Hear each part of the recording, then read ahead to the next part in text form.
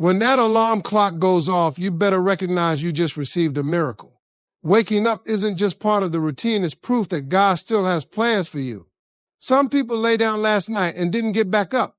That breath you are taking right now, that's grace in motion. You didn't earn it. You didn't buy it. You didn't schedule it. It was gifted. We get so used to waking up that we stop appreciating it, but life is fragile. Life is short. You don't know how long you have got, so why waste the time you have been given acting like it's owed to you? Every second you breathe is another chance to grow, to fix, to rise, to build, to love, to move closer to your purpose. The problem is we treat mornings like routine, not opportunity. We stumble out of bed, groan about the day, and forget that someone wishes they had another chance. They wish they could see their kids. They wish they could make it right. They wish they could go after that dream. But you got that chance. So if you are blessed enough to open your eyes, don't open them with a bad attitude. Open them with gratitude. Open them with hunger. Open them with a purpose. Your body woke up. Now let your mind and spirit catch up. And don't waste this fresh start living yesterday's regrets or tomorrow's worries. God gave you today for a reason. Maybe he wants to teach you something. Maybe he wants to bless you in a way you didn't expect. Maybe he's lining you up for a breakthrough you have been praying for. But none of that happens if you don't wake up ready to receive it. You can't keep sleepwalking through life expecting to get somewhere. Wake up on fire. Wake up with expectation. Wake up believing something good is on the way, because when you start your day knowing you have already been blessed, you walk differently. Stop acting like today is just another day. It's not.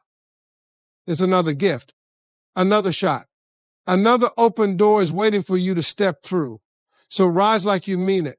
The moment you open your eyes, your spirit is sensitive. Your mind is still forming its direction for the day.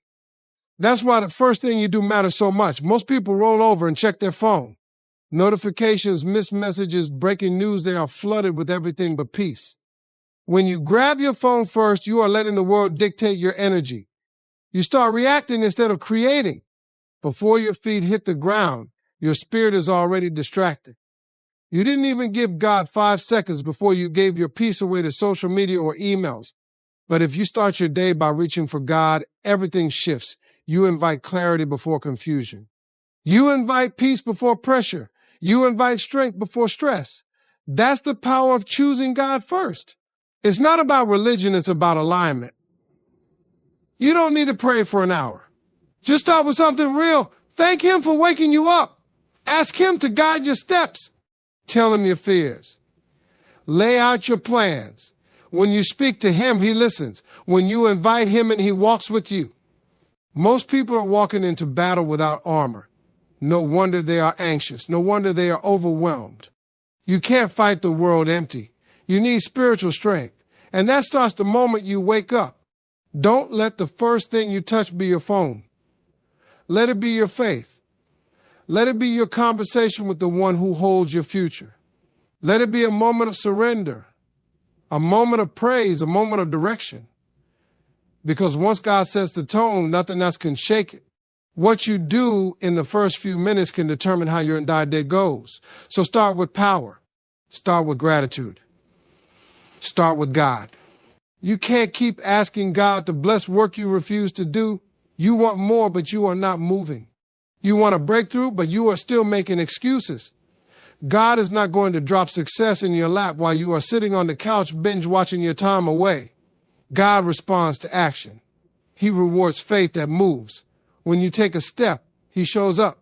When you knock, he opens. But if your hands are idle, if your mind is lazy, if your spirit is passive, don't expect anything to change. God can do the impossible, but he won't do the unnecessary. Excuses are comfort blankets. They protect you from growth. They sound smart. They sound justified, but they cost you progress. Every excuse delays a blessing.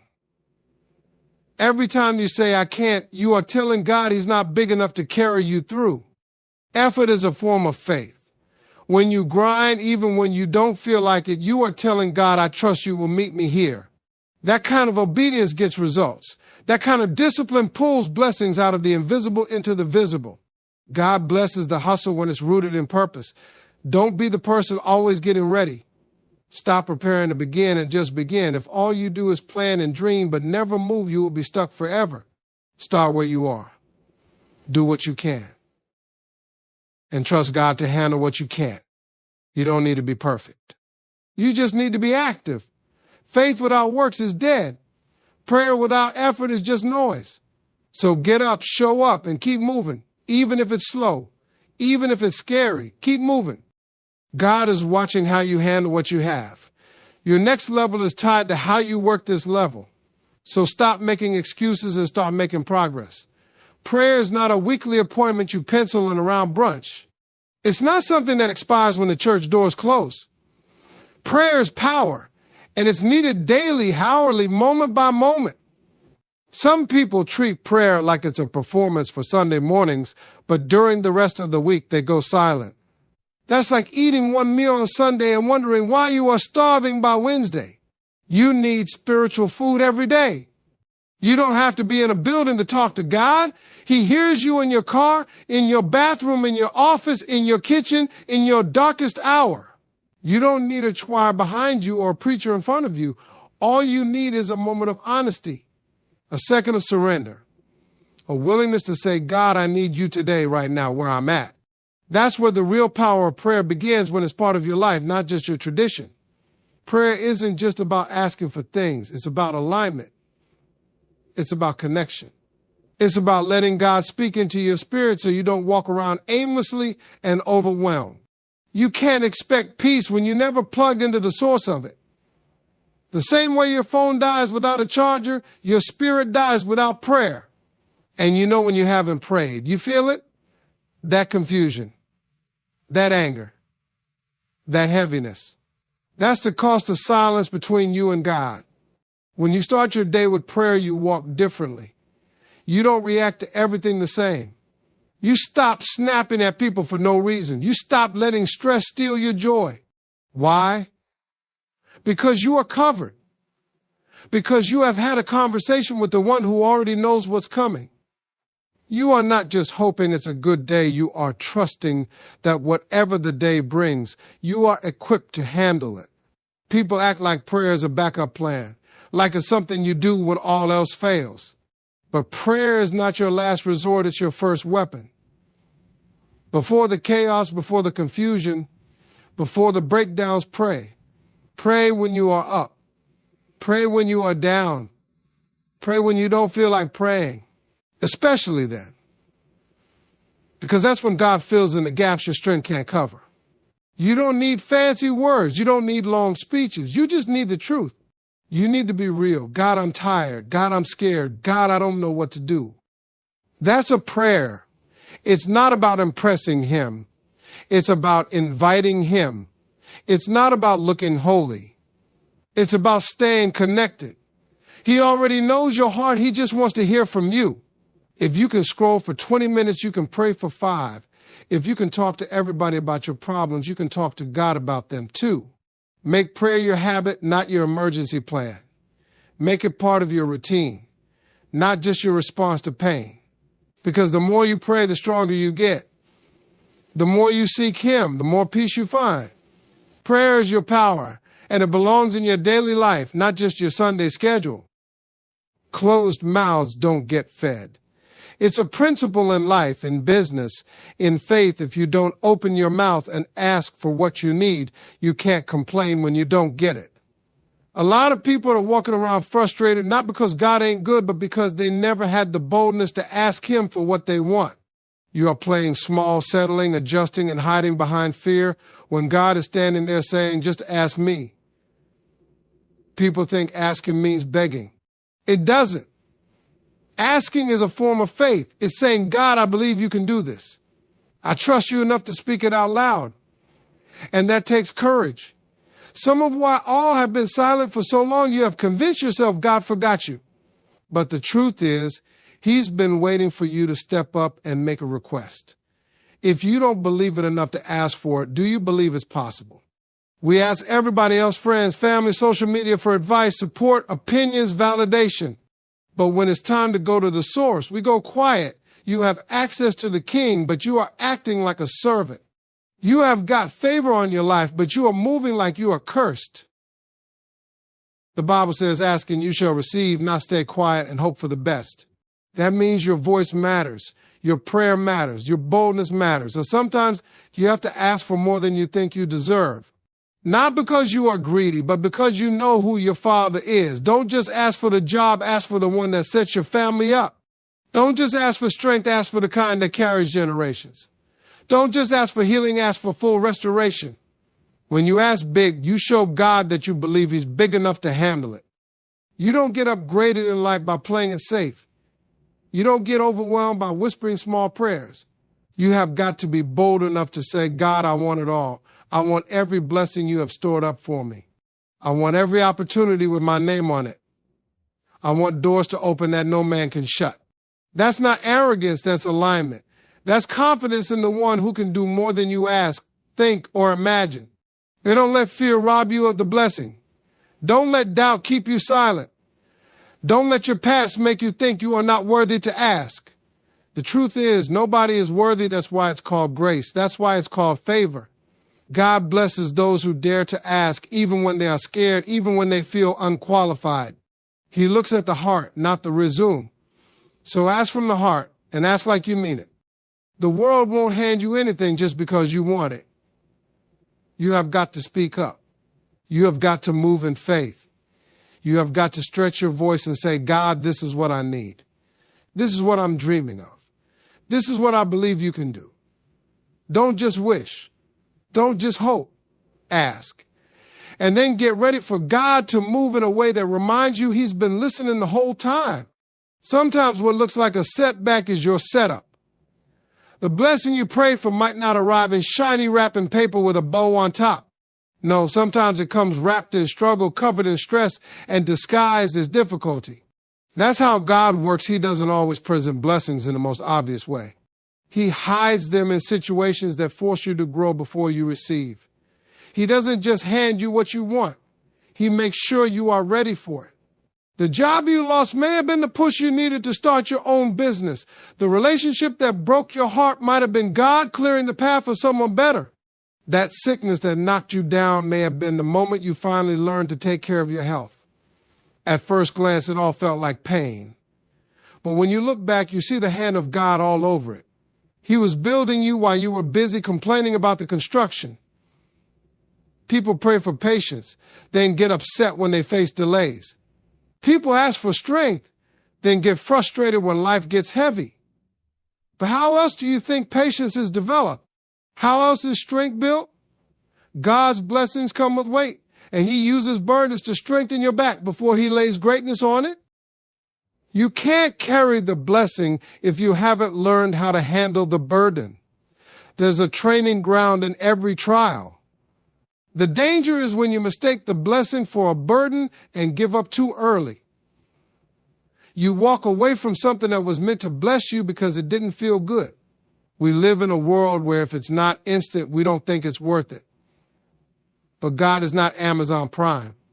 He's not here to deliver comfort. He's here to deliver purpose. And purpose comes with pressure. You have got to be willing to endure the discomfort long enough to see what it turns into. You might be carrying something right now that feels unfair. It's heavy. It's uncomfortable. You didn't ask for it, but it showed up anyway. And you are tempted to say, why me? But shift your perspective. Start asking, what is this trying to teach me? What is God building in me? Because behind every burden is a breakthrough, and behind every load is a lesson. You don't carry it for no reason. God is developing something in you while you are under that weight. When you learn to see burdens as blessings in disguise, you stop running from the hard seasons. You start walking through them with your head high because you know something good is coming out of this. You stop panicking when life feels overwhelming because you understand it's all part of the process. The burden may be big, but so is the blessing it's preparing you for. You can't have one without the other. It's not about pretending the burden doesn't hurt. It's about knowing the pain has a purpose. You don't have to smile through everything, but don't quit in the middle. Stay planted. Stay faithful. Keep showing up, even when it's hard. Because what feels like a burden today might be the very thing that opens the door to your next level tomorrow. You can't see it now, but trust it's on the way, and it's closer than you think. Everybody out here wants progress. Everybody's chasing success, chasing goals, chasing numbers. And there's nothing wrong with ambition, but the problem is when your hunger for progress is louder than your hunger for peace. Because if your soul ain't right, your progress will never satisfy you. You will achieve the goal, hit the target, make the money, and still be empty inside. That's how people end up successful in public but broken in private. Peace is the foundation. Without it, progress will collapse on you. You have got to have peace in your mind before you chase success with your hands. You have got to be still in your spirit before you start running after dreams. Some folks are out here grinding every day, but they can't sleep at night. They look good on the outside, but inside they are stressed, anxious, and lost. That's not real success, that's survival in disguise. You don't find peace in more money, more likes, or more attention. You find peace when you start aligning with your purpose. You find peace when you stop comparing yourself to everybody else. You find peace when you realize that what God has for you doesn't require you to perform, it just requires you to trust. Progress might impress people, but peace will preserve you. And in the long run, it's peace that'll keep you going when the applause fades. Sometimes God will pause your progress on purpose, not to punish you, but to protect you. He sees you running too fast in the wrong direction. He sees you building without a solid foundation. So he slows things down not to delay you, but to help you reset. It feels like a setback, but it's grace. Because he knows if you move too fast without peace, you will crash. But if you get peace first, you will be able to handle the progress when it comes. The world will tell you don't stop. Keep pushing. Grind harder. But God says, be still. They know that I am God. That stillness isn't laziness. That's power. That's where clarity lies. That's where strategy gets downloaded. That's where you start seeing things from a different angle. You don't need to hustle blindly. You need to pause with purpose. Get quiet enough to hear what direction he's trying to take you in. When you have peace, you stop trying to prove yourself. You stop trying to rush everything. You stop letting other people's progress make you feel like you are behind. You understand that your timing is your timing. You realize that rest is part of the plan, that your value isn't tied to how busy you are. Peace will teach you to move when it's time and wait when it's not. Peace will keep you from forcing open doors that God has already locked for your protection. Start every day seeking peace before you seek progress. Get your heart right before you chase goals. Pray before you post. Breathe before you rush. Center yourself before you try to lead anyone else. When your mind is calm, your decisions get sharper. When your spirit is right, your steps get bolder. You don't have to sacrifice your well-being to move forward. You just have to trust that the right kind of peace will always lead you to the right kind of progress. Obedience isn't always easy. Sometimes God asks you to step out when every fiber of your body is screaming, stay put. Sometimes he asks you to do what doesn't make sense, what feels uncomfortable, or what goes against what everyone else is doing. But here's the truth. God's blessings don't just come because you want them. They come because you are willing to obey him even when it's tough. Blessings follow obedience like a shadow follows a body. Too many people want to skip the obedience part. They want the blessings, but not the discipline. They want the favor, but not the sacrifice. They want the breakthrough without the hard work of waiting, listening, and following God's lead. But God doesn't work that way. He honors those who honor him by obeying his commands. When you move in obedience, you align yourself with his will, and that's where blessings start flowing. Obedience is faith in action. It's saying, God, I trust you enough to do what you are asking, even if I don't understand it. When you obey, you are demonstrating that your faith isn't just words, it's movement. And God sees that. He rewards movement, not just good intentions. You don't have to have it all figured out. You just have to be willing to take the next step, even if it's scary or uncertain. There will be moments when obedience feels like a test.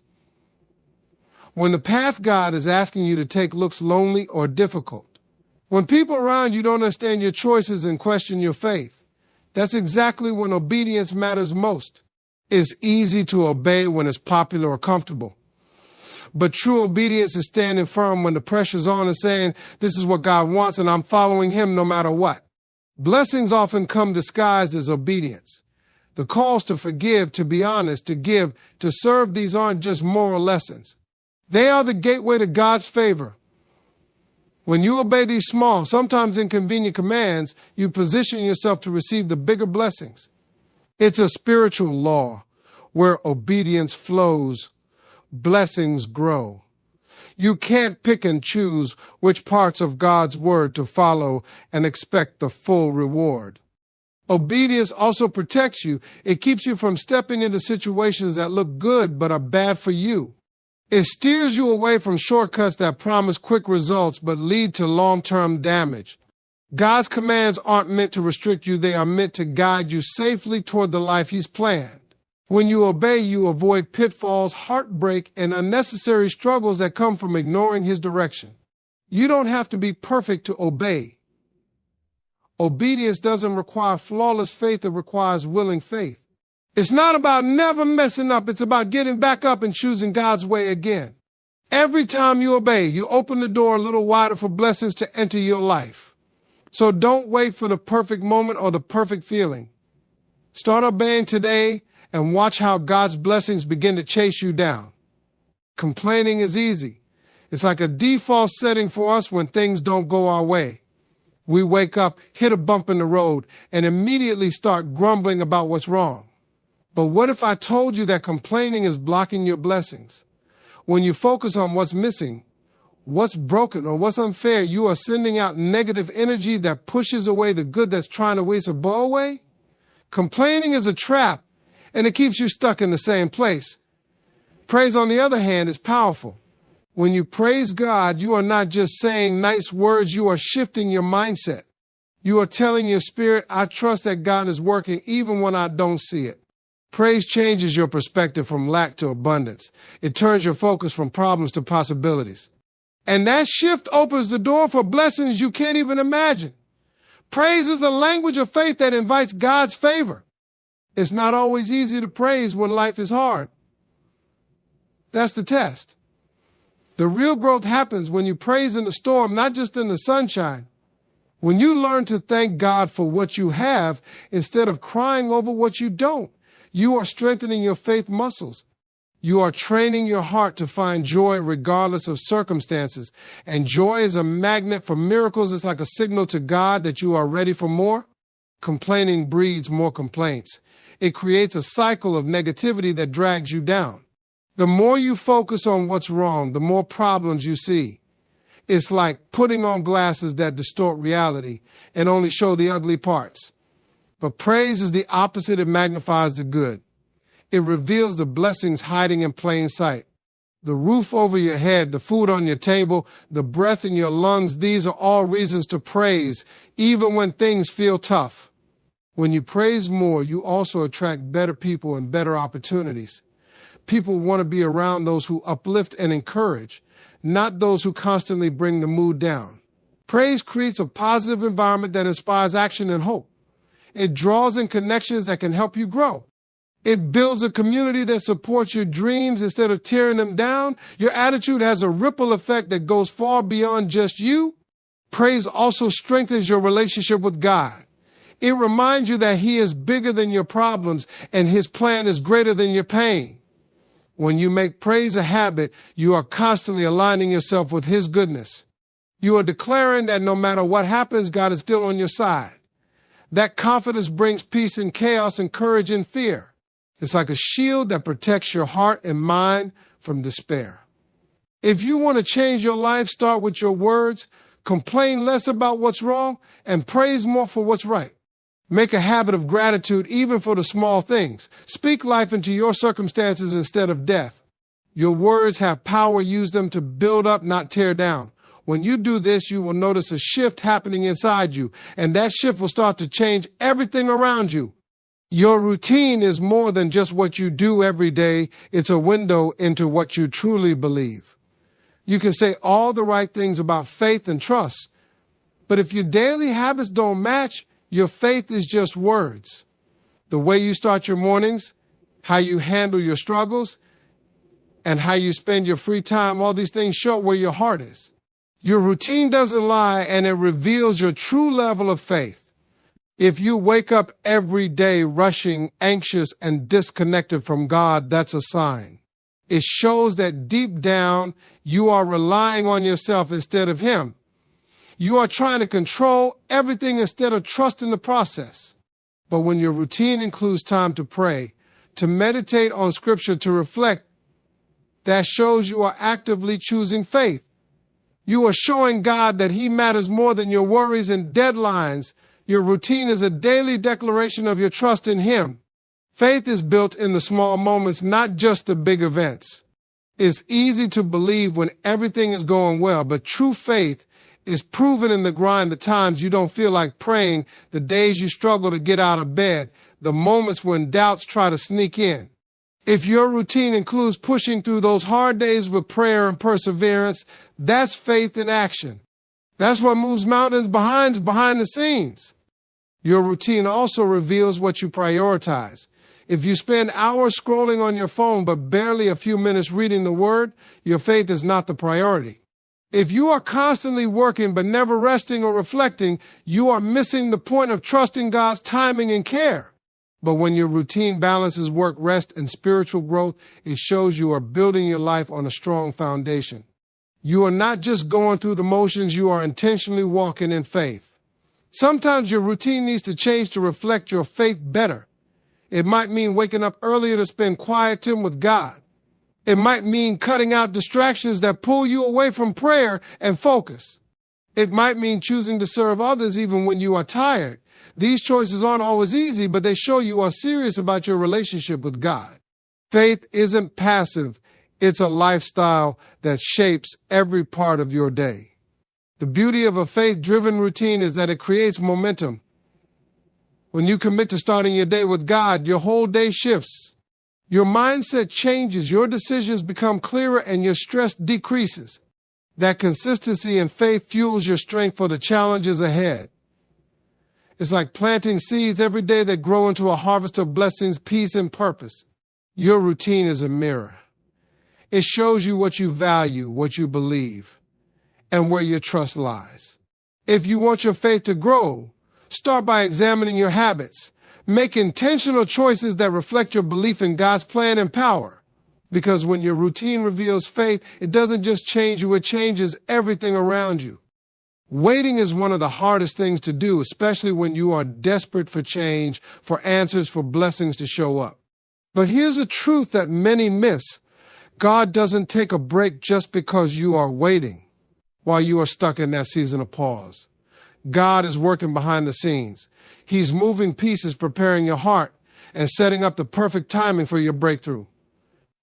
Waiting isn't wasted time, it's a preparation period. Too often we get impatient and try to force things on our timeline. We get frustrated, anxious, or discouraged because the results aren't immediate. But when you realize that God's timing is perfect, that waiting is part of the process, you can stop stressing and start trusting. Waiting means God is orchestrating something bigger than what you can see. It means He's protecting you from rushing into something that isn't ready. While you wait, don't just sit idle. This is a season to grow in faith and character. God uses waiting to teach you patience, resilience, and reliance on Him.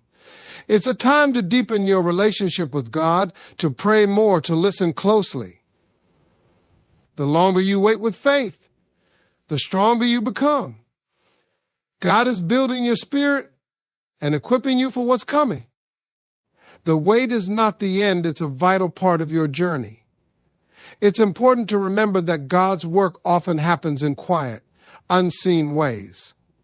You might not feel progress or see visible results, but trust that He's moving. Like a master craftsman, He's shaping your life with care and precision. Sometimes blessings come slowly because they need to be crafted perfectly. So don't judge your progress by what you see on the surface. The real work is happening in the unseen. God's time also means He knows what's best for you. Maybe you are waiting on a job, a relationship, a healing, or a financial breakthrough. You might feel like the wait is too long or unfair. But God's plan is not just about getting what you want, it's about giving you what you need at the right time. Waiting with trust means believing that His plan is greater than your impatience or doubts.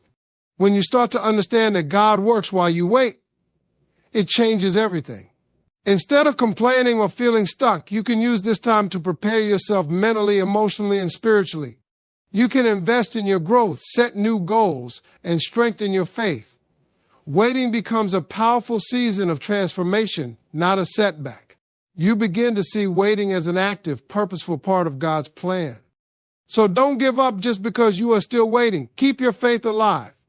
Keep your eyes on God's promises. Trust that every moment of waiting is a moment God is working on your behalf. And when the time is right, your breakthrough will come not because you forced it, but because because you forced it, but because God perfectly timed it. If you want God's blessings to flow into your life, you have got to understand one fundamental principle. Blessings are a two-way street.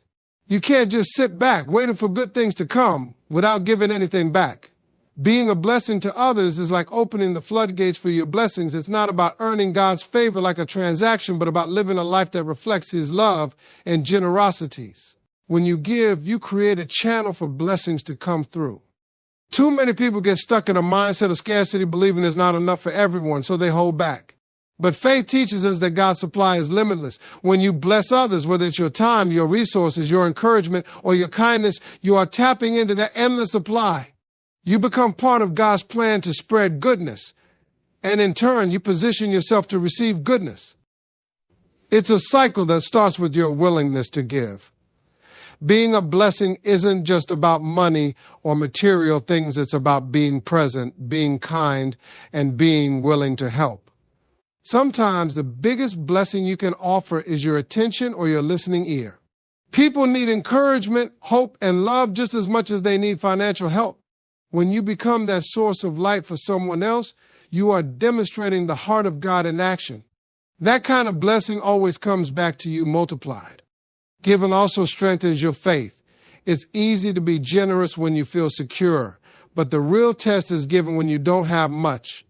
That act of trust says, God, I believe you will provide. It builds your confidence that God can and will bless you. You learn that you don't lose by giving, you gain. And that gain isn't always material. It's spiritual growth, peace, and joy that can't be measured in dollars. Sometimes being a blessing means stepping out of your comfort zone. It means reaching out to someone who seems different, or forgiving someone who hurt you, or sharing your story even when you are afraid. Those acts of courage create opportunities for God to work in ways you never imagined. When you bless others by stepping out in faith, you are creating space for God to bless you in return, often in ways that surprise and delight you. When you adopt the mindset of blessing others, you stop focusing on what you don't have and start celebrating what you can give.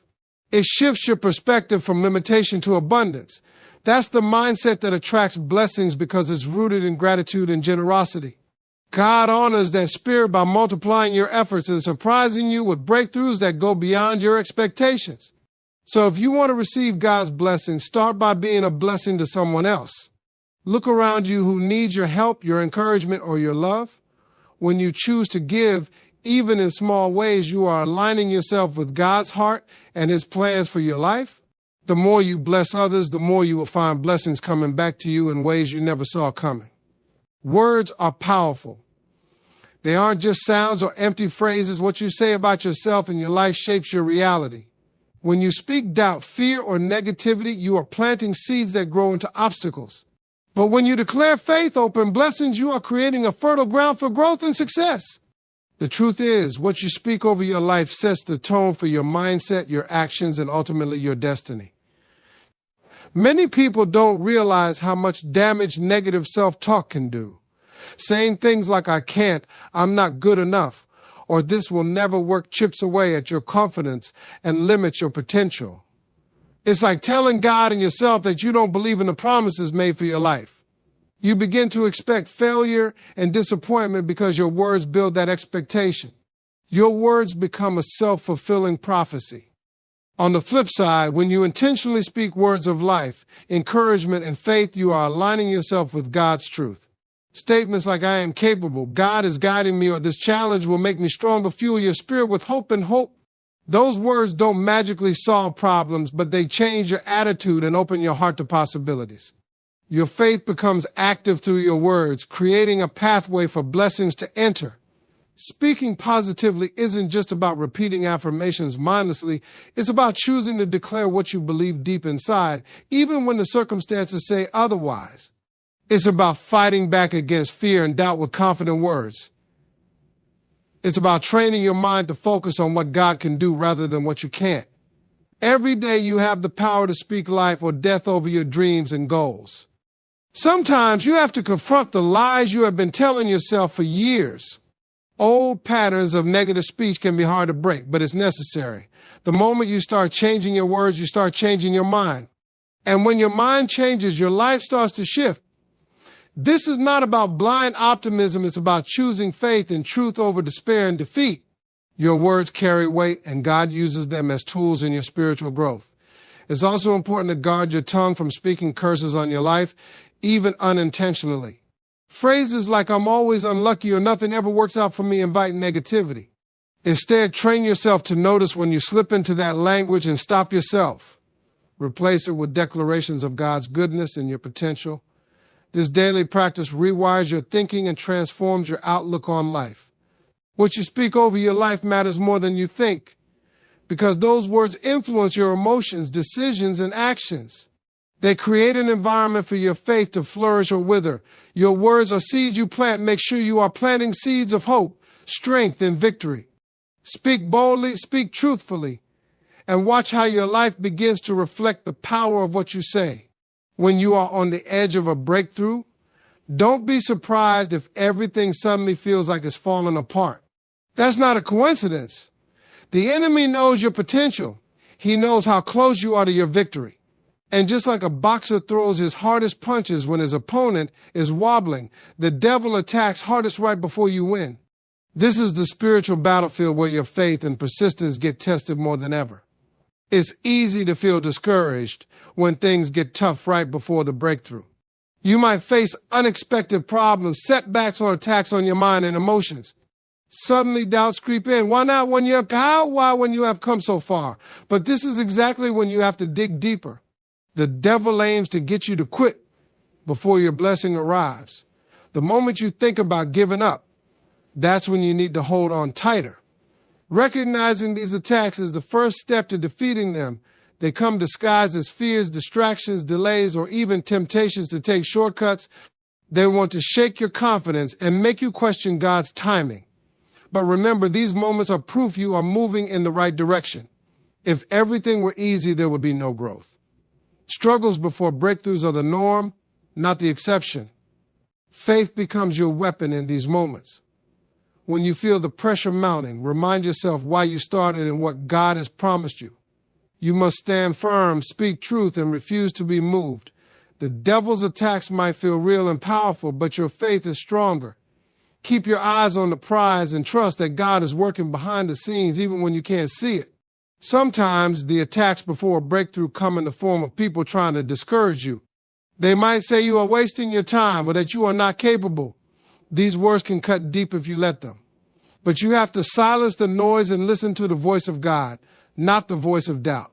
Surround yourself with those who believe in you and uplift you, and let their faith bolster your own. Physical and emotional exhaustion is another tactic the enemy uses to wear you down. When you are drained, it's harder to stay focused and hopeful. But these are the times when you need to lean on God's strength more than ever. Pray, meditate on Scripture, and remind yourself that your breakthrough is worth every battle you face. God's power is made perfect in your weakness.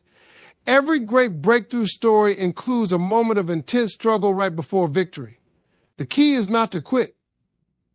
Your breakthrough is coming, but first you must push through the hardest part of the fight. The attacks are real, but so is the power that will carry you through.